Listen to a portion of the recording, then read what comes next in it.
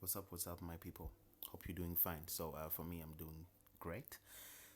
So, today we are going to see together how you can make your phone a little bit faster.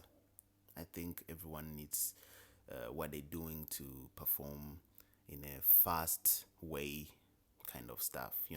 So, without delay, let's go through it. You go to settings and you search for about phone, and after you search for an option called a build number. So you press 5 times. For me, they say no need, you are already a developer.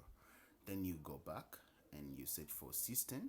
You see the system, and there is down below the developer option. You press here. If this option is like this, you keep it like that. But if it's not turned on, you turn it on like this. Okay. Then you scroll down until you see these options. You scroll down until you see these options: window animation scale, transition animation scale, and animator duration scale. Then you press here and you turn it off. This one also off, and this off. And as you can see, my phone changed. My phone speed changed. You see? Ta, ta. Yeah, I think you can see.